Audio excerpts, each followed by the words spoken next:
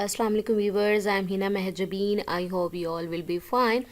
हम स्टडी कर रहे हैं MGT 201 फाइनेंशियल मैनेजमेंट का कोर्स, जिसका है module number 7 risk and return, and topic number है 134 portfolio risk analysis part number 3। Because हम पोर्टफोलियो एनालिसिस का टॉपिक पढ़ रहे हैं और प्रीवियस 2 लेक्चर्स में हमने इसकी बेसिक्स स्टडी की हैं और आज थोड़ा सा डिटेल में देखेंगे with example.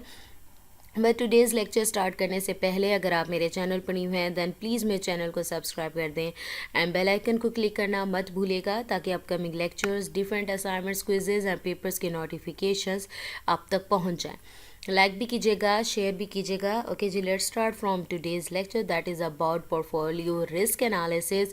As we have discussed in previous lectures कि risk of portfolio is less than the average of risk of और इंडिविजुअल स्टॉक्स। यानी इंडिविजुअल जो स्टॉक या सिक्योरिटी की बात करें तो उसका जो रिस्क है, एवरेज रिस्क है, वो पोर्टफोलियो के रिस्क से, यानी पोर्टफोलियो का जो रिस्क है वो उसके एवरेज रिस्क के लेस होगा, यानी कम होगा। ये प्रीवियस लेक्चर से ही मैंने लाइंस ली हैं, क्योंकि मैं ऑलरेडी आप लोगों को बता चुकी हूँ, तो थोड़ा सा हम यहाँ पर रिव्यू करें। अब ये कम क्यों होगा, यानी पोर्टफोलियो का जो रिस्क है वो इंडिविजुअल स्टॉक के एवरेज रिस्क से कम क्यों होता है? Because of internal correlation of stocks that exist among them and that also causes their covariance.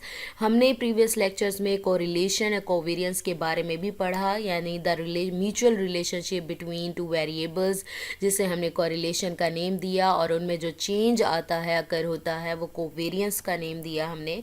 तो इसके बारे में पढ़ा। तो ये जो कोवेरियंस कोरिलेशन है, यानी को रिलेशन पाया जाता है, इस वजह से ये चेंज यानी आपका लेस होता है पोर्टफोलियो का रिस्क। ठीक है, so we can say that if there exist absolute positive correlation among the stocks of portfolio, then and only then the risk of portfolio will be same as that of the average of the individual stock. Positive, absolute positive का मैंने आपको बताया था, यानी equal हो, यानी आप अगर एक स्टॉक की जो प्राइस है वो इंक्रीज़ हो रही हो तो दूसरे स्टॉक की प्राइस भी इंक्रीज़ हो, अगर डिक्रीज़ हो रही हो तो देन उसकी प्राइस डिक्रीज़ हो, यानी एब्सोल्यूट पॉजिटिव होना चाहिए। यानी 10% कम हो रहा है तो 10% ही कम हो। अगर 10% एक स्टॉक में इंक्रीज़ आ रहा है प्राइस में, तो 10% दूसरे स्टॉक में भी इंक्रीज़ है। This means that the average value of risk of individual stock will only be equal to the risk of portfolio if correlation among these stocks is +1। याद रखिएगा, आपसे MCQs में पूछा जा सकता है कि कब हो सकता है पोर्टफोलियो का रिस्क इंडिविजुअल स्टॉक के एवरेज रिस्क के इक्वल, जब हमारा जो कॉरिलेशन है स्टॉक का वो उसकी वैल्यू आपके पास आ जाए +1। And practically there is no evidence that two stocks have good absolute positive, लेकिन ये रेयर है बहुत ज़्यादा कि आपका कोई एविडेंस नहीं है कि ये +1 ही आएगी, यानी मुझे श्योर नहीं है। We are continuing our discussion that if an investor increases diversification in his portfolio, यानी डाइवर्सिफिकेशन बढ़ाता है, यानी अपने जो पोर्टफोलियो, क्योंकि हमने पोर्टफोलियो का कहा था कि कॉम्बिनेशन है, group of securities, different securities और स्टॉक्स वगैरह है, जिसमें हम उसका रिस्क एंड रिटर्न फाइंड करने की कोशिश करते हैं। तो अगर इस पोर्टफोलियो में डाइवर्सिफिकेशन इंक्रीज़ करें, यानी और ज़्यादा शेयर्स या स्टॉक्स ऐड किए जाएं, देन रिस्क पर क्या अफेक्ट आएगा? तो if a portfolio is more diversified would it have a higher rate of return और रिस्क और लेस? यानी अभी हमने बात की कि जब उसकी जो कोरिलेशन है +1 होगी, तो जो पोर्टफोलियो का रिस्क है वो इंडिविजुअल स्टॉक के एवरेज रिस्क के इक्वल होगा इस कंडीशन में।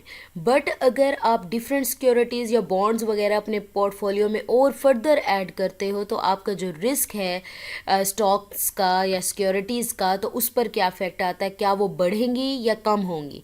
सो इसका आंसर हम देंगे is that more diversified portfolio laser will be the risk of that portfolio. यानी जितना डाइवर्सिफाइड, जितनी ज़्यादा सिक्योरिटीज़ ऐड करोगे, यानी मैंने आपको एक पढ़ाया था कि हम बजाय इसके कि एक ही सिक्योरिटी या एक ही शेयर में अपनी जो इन्वेस्टमेंट है वो कर दें, तो इससे बजाय अब एक लॉस में जा रहा है, तो मैंने तो हर एक ही में की हुई है सिक्योरिटी में, तो एक ही तरह की, तो क्या होगा कि पूरे के पूरा मैं लॉस में चली जाऊंगी। लेकिन अगर मैं एक सिक्योरिटी यानी ए स्टॉक में लगा देती, कुछ पैसे बी में लगा देते। इस तरह से अगर मैं देख कर लगाती हूँ कि कुछ पैसे किसी और डिफरेंट सिक्योरिटीज़ में इन्वेस्ट करती हूँ, तो इससे ये होगा कि मेरा जो रिस्क है वो थोड़ा कम हो जाएगा। क्यों? क्योंकि अगर एक स्टॉक यानी मेरा डाउन जाता है, उसकी प्राइस डाउन जाती है, तो दूसरा तो मुझे बचा लेगा, कवर कर लेगा ये लॉस, ठीक है। तो मोर डाइवर्सिफाइड इज़ अ पोर्टफोलियो, यानी और ज़्यादा शेयर्स या सिक्योरिटीज़ आप ऐड करोगे, फर्दर उसमें ऐड करोगे अपनी इन्वेस्टमेंट, तो रिस्क उस पोर्टफोलियो का कम होगा। तो यही वाली चीज़ हमने जो प्रीवियस लेक्चर में किया था, वो टू स्टॉक्स के कोवेरियंस यानी रिलेशन जो है हमारा, वो हमने देखा था। कोवेरियंस जो उसका अफेक्ट आता है यानी चेंज आता है, उसके बारे में देखा था। जस्ट टू स्टॉक का था। यहाँ पर थोड़ा सा हम स्टॉक्स को बढ़ा रहे हैं, यानी स्टॉक सी भी आ गया यहाँ पर, क्योंकि हम ये देखना अब चाह रहे हैं कि पोर्टफोलियो को डाइवर्सिफाइड करें, यानी मोर डाइवर्सिफाइड हो, यानी आप ज़्यादा स्टॉक्स या शेयर्स वगैरह या सिक्योरिटीज़ में इन्वेस्टमेंट करते हो या ऐड करते हो, तो क्या होगा आपके रिस्क पर, तो पोर्टफोलियो का रिस्क कम से कम हो जाएगा। सो लेट्स सी, यहाँ पर कोवेरियंस गिवन है आप स्टॉक ए के साथ, और यहाँ पर अगर मैं सिंपली बात करूँ तो सब स्टॉक जो स्टॉक ए, स्टॉक बी और स्टॉक सी का है, पहले स्टॉक ए का ए के साथ करके दिखाया है, देन बी का बी के साथ है, देन सी का सी के साथ कोवेरियंस है, कोरिलेशन है। और इसके साथ साथ अब मैं अगर कर लूँ ना, जैसे क्रॉस मल्टीप्लिकेशन करते हैं, ए स्टॉक का पहले बी के साथ, फिर सी के साथ, फिर बी का ए के साथ कोवेरियंस है, देन आपने बी ए का बी मैंने तो बता दिया है, और बी को सी के साथ, यानी ए हर स्टॉक को हर स्टॉक के साथ कोरिलेट करना है, ठीक है। तो फिर हम देखेंगे कि रिस्क पर क्या अफेक्ट आता है, या फॉर्मूला जो हमने कैलकुलेट निकालना है इसका रिस्क का, तो वो क्या निकलता है। तो यहाँ पर भी सी स्टॉक को पहले ए के साथ, फिर बी के साथ, फिर खुद सी के साथ करना है आपने। तो यहाँ पर मैंने आपसे कहा था कि जब आपका वैल्यू सेम आई क्योंकि मैंने ये लाइन पहले भी बताई थी, if we find correlation of any one variable with itself, जैसे कि ए को ए के साथ कोरिलेट करवा रहे हैं, बी को बी के साथ, सी को सी के साथ कर रहे हैं, तो it will always be absolute one, because in both columns there will be 100% identical values. और हमने कहा था कि वो रिस्क पोर्टफोलियो इक्वल हो जाएगा इंडिविजुअल स्टॉक के एवरेज रिस्क के। तो ये एब्सोल्यूट पॉजिटिव आएगी वैल्यू, यानी +1 आएगी इसकी वैल्यू, ठीक है, 1 आ रहा है। इसी तरह से if we find correlation of any one variable with any other variable, then its value is not 1 but may be less than 1।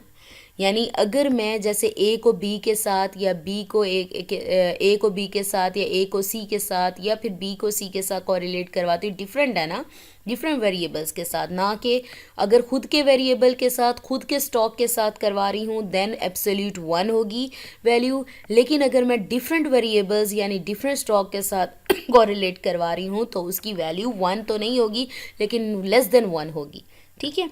तो ये चीज़ याद रखनी है। और एक और बात, यहाँ पर वेरिएंस जो है, correlation of A and B find करें या correlation of B and A हो, तो दोनों एक ही हैं, ए बी ही कंसीडर किया जाएगा।